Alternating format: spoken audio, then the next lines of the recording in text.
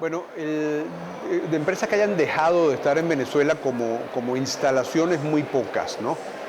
Hay compañías que han vendido empresas a precios muy bajos y hay otros nuevos que continúan operándolas, pero también a volúmenes de producción muy, muy bajos. Entonces, yo te diría que lo que más ha asignado al año 2016 es la disminución en el volumen de producción.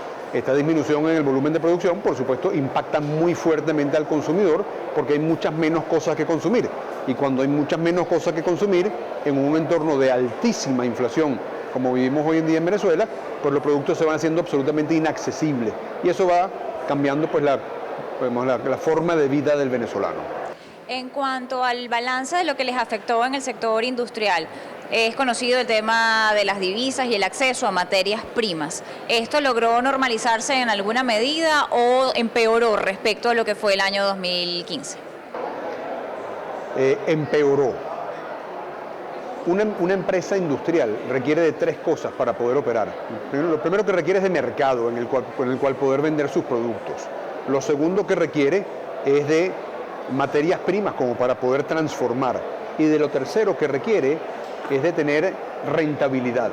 En la medida en que se ha venido destruyendo el bolívar como mecanismo de intercambio, el mercado se ha venido contrayendo porque los consumidores no tienen acceso, han perdido el poder adquisitivo, no tienen acceso a muchos de los productos.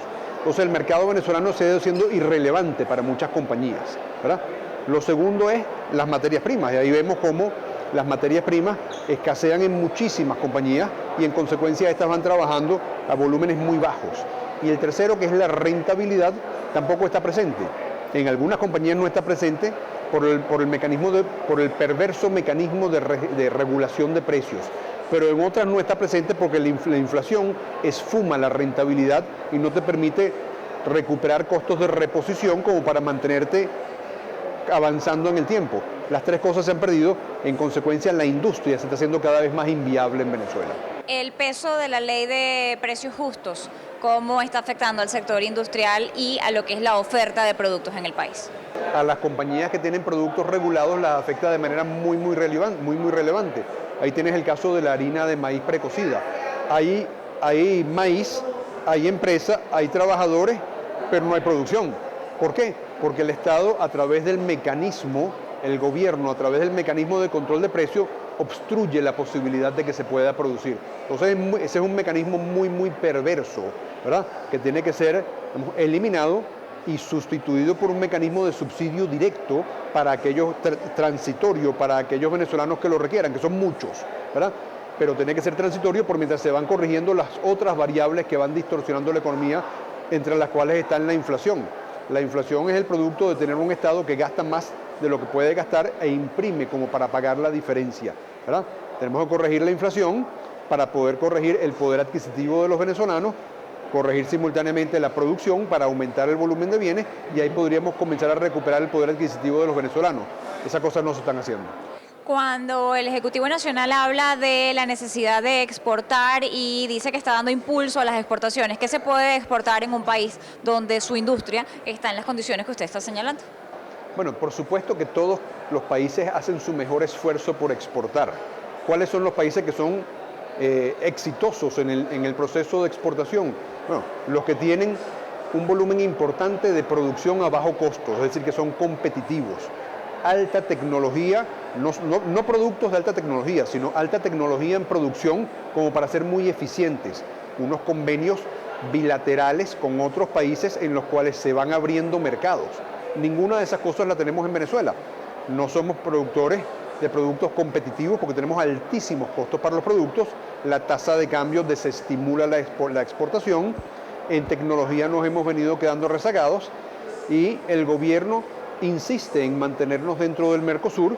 Dice que si lo botan por la puerta se mete por la ventana, pero se mete en la casa en la cual no se debe meter, porque es una casa en la cual no tenemos capacidad de poder ser competitivos. Entonces, estamos, digamos, en el absurdo. Y en el absurdo, pues es difícil poder materializar transacciones serias como son la exportación.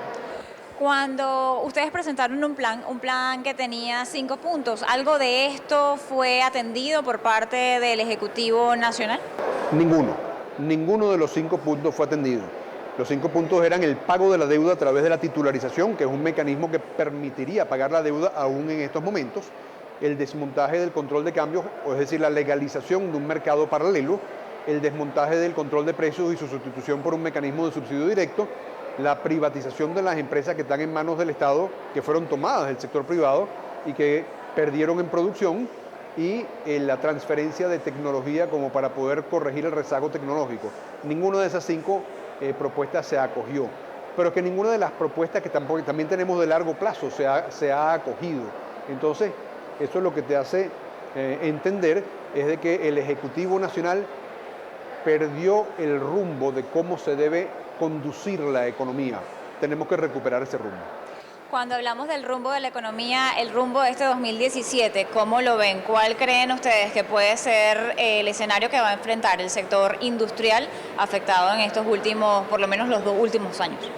Yo no veo ninguna forma como podamos tener un futuro distinto del presente que tenemos y de la tendencia que traemos. No hemos corregido ninguna de las variables que ha distorsionado la economía y que nos ha traído a donde estamos. Si no se ha corregido ninguna de las variables, ¿por qué habríamos de creer de que vamos a tener un futuro distinto? No es posible. Veo más pobreza, veo más empresas disminuyendo producción, veo más cesantía en términos de trabajadores, veo más carencia en términos de poder adquisitivo, muy desgraciadamente. Y ese no es el futuro que los venezolanos tendríamos que tener, pero tenemos que ser serios en exigir un país distinto.